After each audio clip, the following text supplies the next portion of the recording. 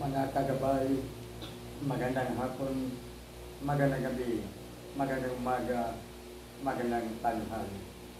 Saan man tayo naroroon, ano man ang ating mga ginagawa. Una at higit sa lahat, ating ialay ang ating mga sarili sa ating Panginoon. Sa loob lamang ng ilang mga sandali, ating damhin ang presensya ng Diyos. Sumasa atin ang pagpapala, ang biyaya, ang pag-ibig, at ang kapayapaan na naman ng anak ng Espiritu Santo. So, nabubuhay na at naghahari, isang Diyos magpasa walang hanggan. Mga kagabay, ano man ang ating ginagawa, ano man ang ating hindi ginagawa, ano man ang ating sinasabi, ano man ang hindi natin masasabi, ang lahat ng ito ay nanggaling sa ating isip. Sa madaling salita, minamanduhan ang ating katawan ng ating utak, ng ating pag-iisip. Lahat, ang ating mga salita, ang ating mga kilos, ang ating mga ginagawa, ang ating mga pagkakamali, ang mga tamang nagawa, ang ating kabutihan, nagmumula sa ating kaisipan. Ika nga ang isip ang nagpuutos at ang katawan ng tao, ang ating kamay, ang ating paa, ang ating dila, ang ating mga senses, lahat na ito ay sumusunod lamang sa ating isip. Kaya nga, sa lahat ng pagkakataon, kailangan taglayin natin ang dalawang katangian. Busila na puso, a good heart, parang puso ng ating Panginoon, mapagmahal, mapagpatawad, malambot, maunawain. Pusong busila at magandang pag-iisip. Sa madaling salita, bago tayo kikilos, bago tayo magsalita, bago tayo gagawa, ang arawan natin, pag-isipan natin mabuti. Think before to do it. Ika nga. Kailangan mag-isip ng mabuti bago tumalon, bago lumakan, bago kumilos. Napakaganda kung laging mabuti ang ating kaisipan. Kontrolado ng kaisipan ang ating puso. Sapagkat nagmumula sa ating puso ang pupunta sa ating isip kung ating sasabihin, kung ating gagawin o hindi. Ang ating isip ang nag-uutos.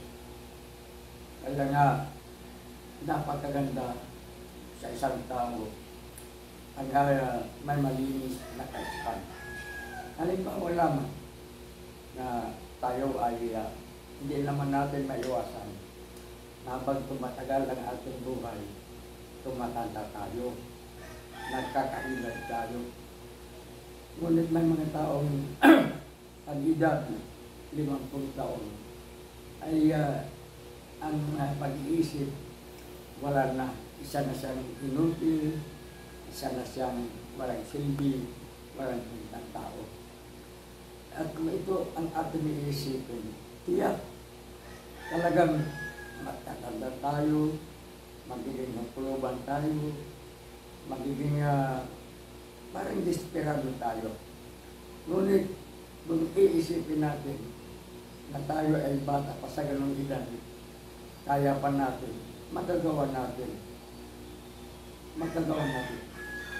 Totoo ito sapagkat ang ating isip ay siyang nagpaparating sa ating mga puso ng ating mga damdamin. Ang ating puso ang pumikilos at nag-uutos mula sa utos ng ating pag-iisip. Napakahirap sabihin. Ngunit Kung titignan natin ang isang buong maghapon, kung sa ating pagkagising, maganda kaagad ang ating iniisip, magiging maganda ang ating maghapon. Saan tayo pupunta? Kung natatalo tayo ng ating pag-iisip, talo ang ating katawan. Kung iniisip natin na tayo ay may sakit, magkakasakit tayo. Mawawala sa atin ang sigla, mawawala ang tuwa, mawawala ang kasiyahan. Ang nasa atin, ang pagrereklamo. Ito ang ating makikita kung ating pagnilalayan ng buong katapatan ng ating buhay. Pag may marumi tayong pag-iisip, marumi ang ating pagkatao. Pag maganda ang ating pag-iisip, maganda ang ating buhay. Magtanong man tayo kahit kaninong masaya, alam natin na masaya ang kanyang pag-iisip. Kung makikita natin ang isang taong malungkutin, masungit o anuman ang masamang katangian, dala din yan ng kanyang kaisipan. Kaya nga nung sinabi ng mga Hudyo kay Jesus na marumi ang lumakain na hindi naghuhugas ng kamay, ang sagot ng Jesus, wala sa ipinasok sa loob ng katawan ang dumi. Ang dumi nasa lalabas mula sa dila, mula sa katawan ng tao. Sa madaling salita, ang kasamaan nagmumula sa ating kalooban. Hindi pumapasok, hindi sa ating pagkain, hindi sa mga ginagalaw natin anumang bagay.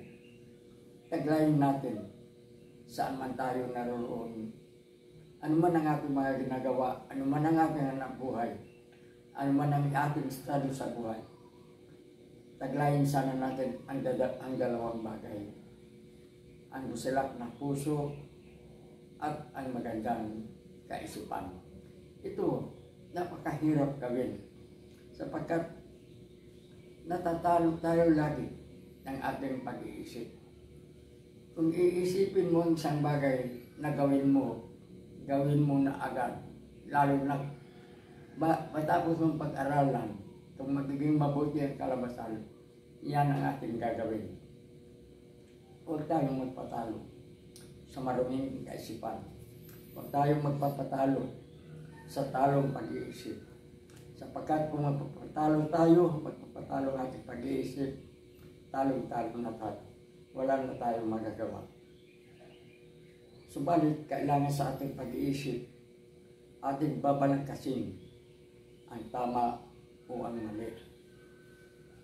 Kung alam natin masama ang isang bagay na ating naisip, huwag natin ituloy. Kung alam natin mabuti ang ating iniisip, gawin kaagad natin. Mahirap magpakabuti. Mahirap. Sapagkat marami nga nagsasabing, isang ang presidente ng Pilipinas ang nagsasabing, kaya mahaba ang kanyang buhay dahil masama siyang damo. Pag tawagin kang masamang damo, ang ibig sabihin, masama kang tao. Marami ang iyong kaisipan. Ang nakakalungkot na lamang, kaya natin itago ang ating maruming pag-iisip sa pamagitan ng magandang pagsasalita. Mga manluloko, mga mambubudol tayo. Yan ang nangyayari sa ating lipunan. Kaya ang lipunan Pilipino wasak at nagkawindang-windang. Dahil sa ang namumuno sa atin ay mga taong marumi ang kaisipan, ngunit nagkukunuri na mabuting gawa. Nagdidilang mga anghel na parang mga gong ay parang mga pumiyang.